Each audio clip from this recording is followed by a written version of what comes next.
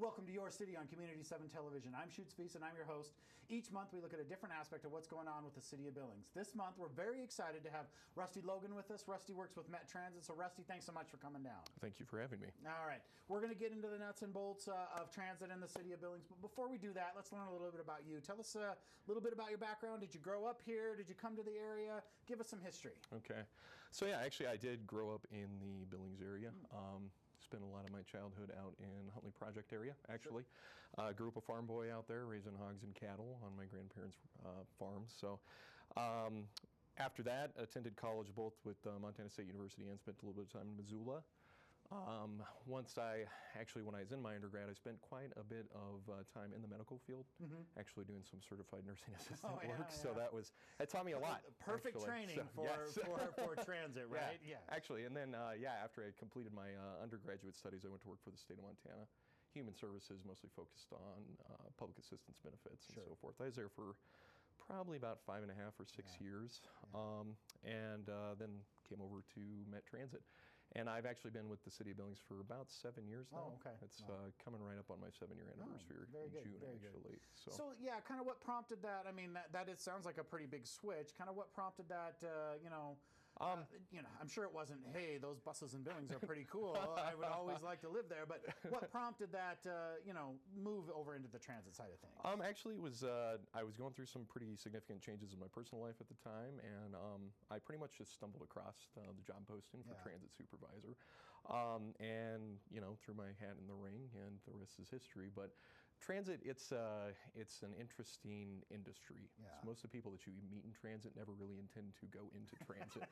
Most people don't grow up and are like, I'm going to be a transit supervisor, or I'm going to be a planner or a bus driver. That's an interesting thread that seems to run through the entire industry. There's a lot of people who work in it and are very passionate about it, but never really thought that, hey, one day I'm going to be working in the transit industry. Well, given that history and background, I'm going to ask you a question here. So, I saw this interesting job to apply for, and you must have said, well, it must be kind of like this to work in transit. And now that you're actually in transit, well, it's not really kind of like this at all. It's really like this. So give us what did you think you were getting into, and what did you actually get into? I thought it was pretty simple, just straightforward, like how hard can it be? A bus drives down a street, they pick people up, they go on their merry way. But actually, it's interesting when I look back on the experience I had before. The medical industry and the human service industry really did prepare me a lot for what I experienced in the transit industry, because we serve, there's a surprising interplay in the demographic that's served, especially in the human services side, and what we serve as far as customers go on the transit side of things. And then that also comes into play on our paratransit side of the operation, where a lot of that medical knowledge and previous experience play into some of the eligibility requirements over there, as well as some of the clientele that we serve. So it was, I never intended it to work that way, but it actually set me up pretty well to understand some of the workings of the transit. Okay, that's very good. So let's get a little history, a little background. When did the City of Billings first start having a transit system? What kind of transit system, and when did they first start having a transit type? So history of transit in Billings runs back pretty far, actually, into the 1870s. Oh, wow. There was actually, as far as the information I can find, there was actually a horse-drawn carriage that would run back and forth between Colson and Billings when those two towns did exist, a couple miles apart. That was later updated to what was apparently a rail car that would operate between them. And then once Colson, evaporated and everybody moved to Billings, there was some actually around the 1910s. There was some electric service rail cars that ran up and down the downtown area. From there, actually, transit did evolve into the motorized transit industry in the 20s all the way into the 40s. It changed hands multiple times as far as the provider went in the area. But it stuck with Western Transit for, I believe, about 20 to 25 years. That ran all the way into the late 60s. And there was actually routes that would run all the way out to Roundup, to Lewistown, as well as the service within the city limits, City of Billings. That Western Transit, as far as I know, opted not to continue service in the late 60s because they were chasing a little more lucrative service as far as charters, school bus, those types of things went. But the City of Billings did realize that transit was pretty essential as a service to provide to the citizens. So they contracted with a couple small outfits. I think it was like Billings Bus Service or Billings Charter Service up into '73. But those companies ran into some financial problems as well. And that kind of is actually a recurring theme as far as transit goes throughout the history of Billings. It's a little, it's not always financially a lucrative type of endeavor to undertake to operate it. But the city did form what was called a transit commission, and they opted to bring transit in-house with the city in the early 70s. And in 1973 is when the actual first city bus service rolled out that was operated by the city. So there's actually 8 routes at that time. A lot of them are what we call legacy routes, but we still actually serve some of those same areas because Grand Avenue, Broadwater, Central, the South Side State Avenue, those types of things, they've existed for a long time, so it makes sense that buses are still running up and down those same routes today. They had 10 buses in the fleet at that time, and the name, the Met Transit name that stuck with it was actually created in the late 70s. That's when the city of Billings adopted the 77 charter that was brought on, and that's actually when the city allocated the mill funding and so forth that was going to support the transit system too. So at that time, that's when they actually renamed it Met Transit, which is short for Metropolitan Transit. It's just Metropolitan Transit System. It's not real exciting, but you know, it fits with the industry.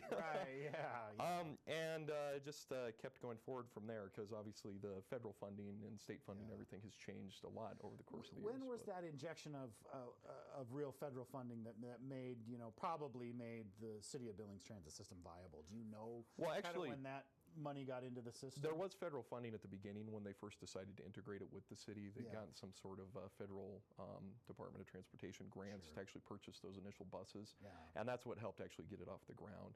And then formulary funding has changed quite a bit. That's the formula funds that are annually given out to urban areas and so forth throughout the years. So that was really, I mean, it was there at the get-go, and it's just evolved throughout the years to continue to help support that system. So. I think you've touched on this a little bit, but I really want you to expand and go in depth on it, especially given your history of this. Why is Met Transit important to the city of Billings? What are the demographics that you're serving, and you know, why is it so important to the city of Billings that we have a transit system? You know, transit, for lack of a better term, sometimes transit can be seen as transportation welfare. It's an essential service for individuals who either can't afford a car, don't have a car, can't operate a car because they are, you know, they're too young. Some have senior age-related disabilities or so forth that prohibit them from transporting themselves in locations. And it's the affordability too. You know, we have all these, especially with what's happened in the pandemic world, there's all these delivery options and so forth, but not everybody can afford to have their groceries delivered or left at their front door. So providing that transportation service is essential to supporting some of the baseline within our community. But it also, you know, it offers alternatives for individuals that may not be transit dependent either. There may be individuals who want to be more active, use the active commuting lifestyle, but they may not want to ride 10 miles across town with their bicycle, so they can use the transit system to also supplement that, ride 3 miles because they ride a mile to catch the bus, ride the extra 2 miles to get to work on the other end well. And then on top of that too, I mean, it's, you know, it's a greener alternative too.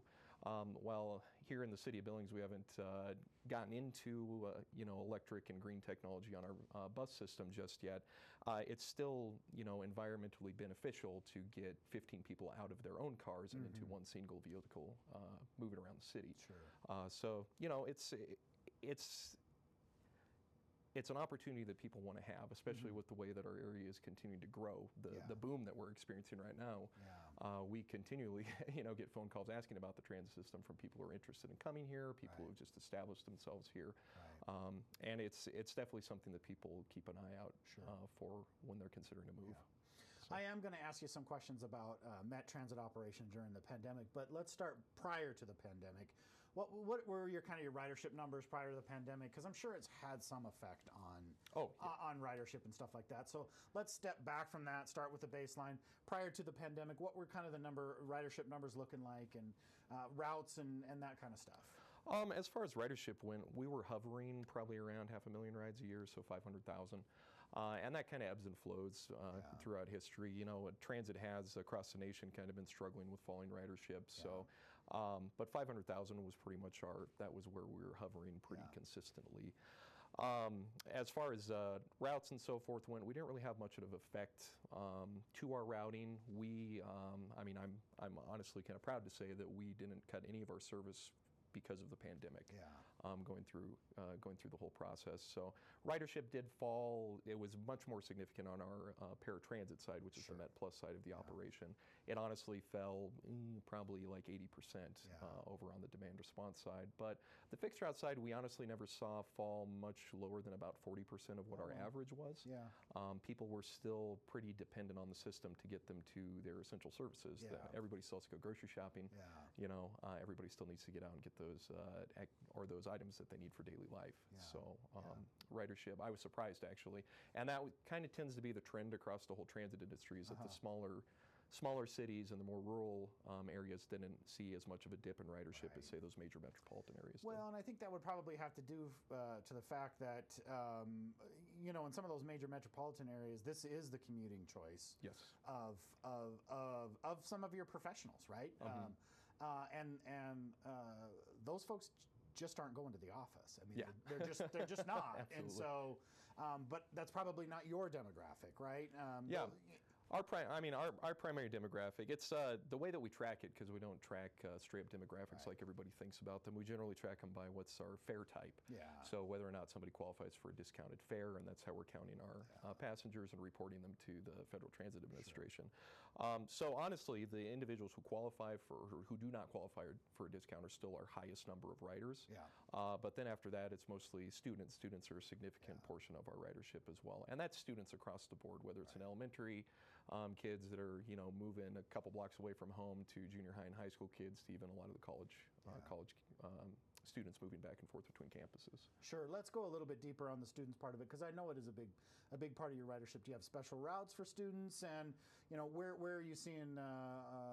Do you see that drop off when school starts, and maybe did you notice when those kids had to go online school last spring? Oh, absolutely. You know, what did you notice kind of right away with that? Yeah, that was probably what we took the biggest hit to the ridership on, was when the kids were doing their remote learning as opposed to going to the school every day. And we do typically see that summertime tends to drop off with the ridership, because we don't have as many of the students going back and forth to school. So it is a significant portion. I'd say student ridership accounts for 35 to 40% of our ridership. So when those times when they aren't moving back and forth between the school, we definitely see it on the ridership side. So you talked about earlier that you know, the fleet wasn't huge. Where are you guys at now with the fleet? How many buses do you have? Talk to us a little bit about what the fleet looks like and what you guys got in service right now. So right now our fleet, as far as the fixed route side, that's our large buses that drive on designated routes, pick people up when they wave at the bus. We have 25 of those. They primarily consist of 35-foot flat-nose buses right now. We do have a couple of what we call body-on chassis. They're built on actually a Ford F550 chassis. That was tried out a couple years ago to see if we could make a less expensive vehicle work, a more inexpensive vehicle work. And then on our paratransit side, we actually have 15 small buses that we use for that point-to-point service. We do, however, have 17 new fixed route buses on order. Those were actually supposed to be delivered in March, but they've been pushed back multiple times. We're actually looking at July delivery date now, and they are actually on the line being manufactured now. So I'm optimistic that they will show up by the end of July. More optimistic than you were, right? Yes. But they're going to replace our fixed route fleet is pretty long in tooth right now. We've got vehicles that are all the way back to 2004. The newest flat noses are from 2011. So they're all getting pretty out there in age. So we're pretty excited to bring some new vehicles on board and get those on the street. So give me an idea on routes. When do you guys start? Like, what's the earliest time you guys start, and what's the latest time that you pick up? And, you know, is there more buses out on those routes during heavy ridership times versus not? Give me some ideas on start, end, and heavy use. So overall, at peak service, which is the heaviest times of use, we have 19 buses or 19 routes operating at that time, and those buses start as early as 5:50 a.m. We've got a few routes that leave then. The majority of the fleet pulls out at 6:20 from the transfer centers, and then our morning peak service actually tapers off, say, around 8:30-ish. And that would be primarily peak services run in the Heights, plus those school routes that do support the students getting to school. So midday, we've still got the majority of our service running. We do have a midday route that goes out to the Heights to supplement what those peaks are doing, just to still provide service in the area. And then they all come back online, say around 2:30 or 3 o'clock in the afternoon once the kids start getting out of school. The last bus arrives at Transfer Center at 6:50 p.m. currently, so you've got about that 5:50 a.m. to 6:50 p.m. operating window right now on weekdays. Weekends, a little bit truncated service. We don't have as many buses out. We've got 6 routes that are operating, and their first departure is 8:10 a.m. at the transfer centers, and I believe the last arrival is around 6:20, 6:30 p.m. somewhere around there. Yeah. All right. I know I didn't ask you about this before, but talk a little bit about the transfer stations. Where are they located, and what purpose do they serve within the transit system that you have? So the transfer stations, we've got one located at Stewart Park, which is out by the Rimrock Mall area, just south of Central Avenue. And then we also have one at 220 North 25th, which is actually just right next to the federal courthouse there, between 2nd Avenue North and 3rd Avenue North. The transfer centers are primarily where all the buses come together on the route so that individuals can make a transfer between 2 routes more easily, because there's the routes, in order to get all the way across town, you do have to transfer buses to get to some of your destinations. No route is going to get you everywhere in the city. So the transfer centers give a location that all the buses can pull in together, be present at the same time, and allow people to easily transfer between them. We've actually got the Stewart Park Transfer Center, I believe, was built around 93 or so. That was in a kind of an effort between both MET and the park system to utilize that land out there for transit. And then the downtown transfer center is actually, it's got an interesting little history behind it. It was actually the first LEED Platinum certified transfer center in the nation. So there was a lot of water efficiencies and energy efficiencies and everything that went into that. That was built in 2008 actually, I believe using some of the was it ARPA funds that was at the time from the Recovery Act that was going on at that time. So, So if I'm interested in using the MET Transit system, but I kind of don't know the system or how to use it, is there some tools that are available to me to help me kind of understand what's going on? Tell me about the Trip Planner program and how that works. Absolutely. So we have, I mean, most people are probably used to seeing that you can do like Google Maps and Trip Plan. Our system's a little unique, so it doesn't mesh real well with Google Maps because we're a flag stop system. So we don't have actual designated bus stops where you have to be at to catch the bus. If you're on the corner and wave at the bus, it'll stop and pick you up. So in lieu of having like just the automated planning service, we actually have, you can either contact our dispatchers via telephone, or we have the email service where we actually give you a customized, personalized trip plan. We also have a travel training program that's available. So if you've never used the bus system before, you're nervous about how to catch it, you may not know, where I'm supposed to stand, who I'm supposed to wave at, how all this works.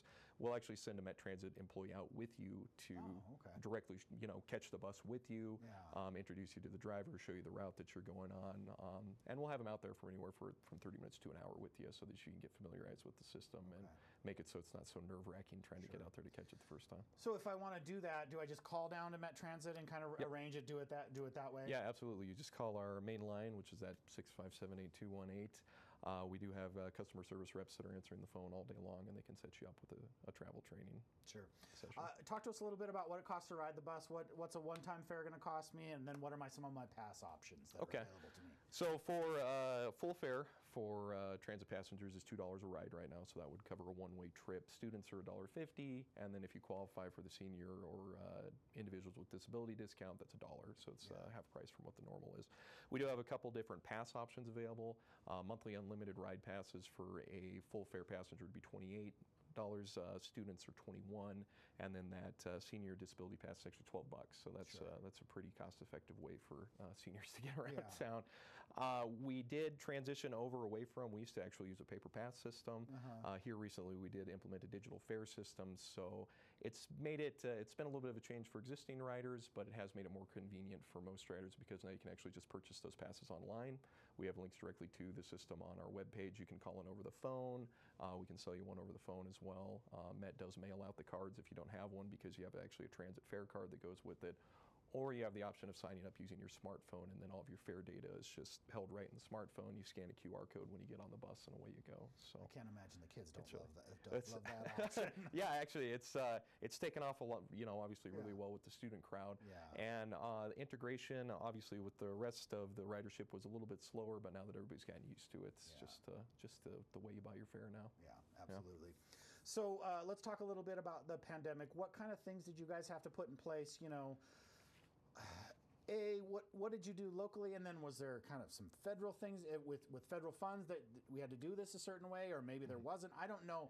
Talk to us about what you guys had to do, and was there any external requirements for ridership? It's it all kind of happened together. Yeah. Really pretty fast. So I remember we started talking about it about February of that year because we were all like, oh, there's another bird flu. Right. Yeah. And we're like, oh wait, people are kind of getting serious about this, so we really need to start looking into this. And we were pretty preemptive about getting some protections in place for the operators. Obviously, it evolved over time because we didn't know how serious this situation was going to get. So we initially just started out with more advanced cleaning processes, started trying to get face masks and hand sanitizer on the buses, those types of things. And that was actually pretty frustrating once everything got going, because as you know, hand sanitizer was terribly hard to come by. Face masks were hard to come by. So getting all of that in place was pretty hectic for those first couple months. But we implemented, driver buffer zones, so the passengers were going to be boarding via the rear door and then staying at least 6 feet away from the drivers, because it was difficult at that time to source plexiglass, to put up barriers as well. But as it evolved, the Federal Transit Administration was really good about keeping all the agencies updated, trying to get the funding out once the CARES Act was passed to support these activities. And a lot of the regulations actually changed to allow us a little more flexibility with our federal funds, the operating funds, to be able to execute a lot of these safety programs, the cleaning, COVID response, all of that. So at the end of the day, once FTA had gotten some clear-cut guidance together, and we'd already gone forward in the pandemic, we had the buffer zones, we had the driver barriers in place, we had the mandatory masks, we had the regular cleaning en route, plus the deep sanitation that was going on at the Met. So it really evolved into a really regular system. And initially it was a little jarring for everything to be changed, but once we got on a roll, then it was just like, hey, this is everyday life now. So it's amazing how quickly people can adapt to those types of things. Sure. Had there been aspects of this that you had to put in place because there was a pandemic, but after it got rolling, you're like, you know what, this is working out pretty good, and even when this is all done, I'm not so sure we're going to go back to the way we used to do it. This way works pretty dang good. Well, actually, there's two things that really stick out to me. The one is like driver barriers. So we're in a relatively we're not in a large city, so we've never really had a need for them for driver protection and so forth. But it does give them that little bit added security. And once we're actually able to design them the way that we wanted them, plus install them, it's something that I can see just regularly being a feature on buses moving forward for the safety of the employees and so forth. Before it was like, do we really need it? Now it's like, why not? Why not? It's really worked out quite well. And the other part of that is actually this digital fare system that we put in. Prior to the pandemic, we were doing cash sales on the bus. We had a paper pass. You could buy the pass directly from the driver, so they were exchanging the cash. And the digital fares is just really, it's added a significant layer of convenience to the transit system, because I don't have to call you anymore. I don't have to call Met Transit to get it. I can just go online, load it up, and I got my 31-day pass, and away I go. So that plus just some of our sanitizing and cleaning procedures, they've become so ingrained in our day-to-day operation that now it's just that's something that obviously it's not as burdensome as you'd initially think it was to continue. So it's just something that we continue to go do pushing forward. So. What did you learn about the Met Transit system during the pandemic that you didn't know before? That I didn't know before. I would say, really what stuck out to me was that we can get through this, I guess. We weathered this storm pretty well, I feel, and it was really the employees that kept it going, whether it was the operators on the street or the management staff. Everybody just stepping up to the plate and doing their part. Because even though we had operators who were out sick, had to be quarantined, had to deal with all the COVID issues and so forth, we always rolled that service out every day. And it really made you step back and realize that, wow, we can deal with a major health issue going on here. It really put into perspective those days where you're kind of pulling your hair out just because day-to-day things were going wrong. So I really learned a lot in that regard as far as the resiliency of the workforce goes. And we couldn't do it without them. So it was great to see. All right. Talk to us a little bit about funding. I wanted to get this in earlier and I forgot all about it, but talk to us a little bit about funding. I know we talked a little bit about fares, and I'm guessing, what your ridership is and the fares that you're going to do. That's not going to be enough to keep a transit system running. So where does your money come from, and how do you get funding for the transit system? So when it comes to fares, actually fares only account for probably 7 to 8% of our revenue that we generate every year. Another 2 to 3% is probably from our advertising, so that'd be the bus advertising, the bench advertising, those types of things. Significant portion does come from federal operating grants that we receive every year. That's probably 45 to, about probably 45%. And then we get another chunk from the state of Montana, which pushes our grant revenue to about 50% of what our operating expenses are. The other half comes from, we have mills that are designated specifically for transit. That was in that 77 charter that I talked about. And we actually still run on the same number of mills we did back when Met Transit came into existence.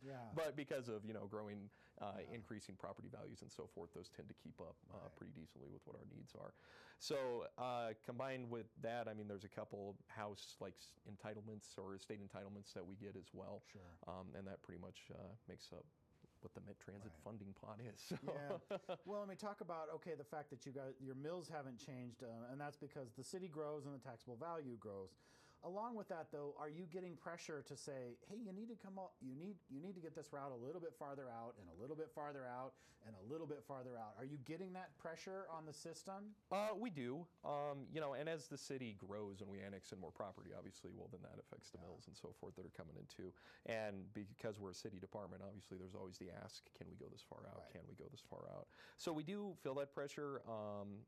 And I guess I was going to touch on this in the future of Met Transit, but we're actually at a point now at Met Transit where we're seeing some sustainability. We went through actually a couple rough years before the pandemic really hit. And while the pandemic did definitely devastate a lot of areas of the country, through the CARES Act, through SRSA, through the American Rescue Plan, the transit industry overall received like $66 billion injected, which honestly still is not enough for those major metropolitan areas to keep things running.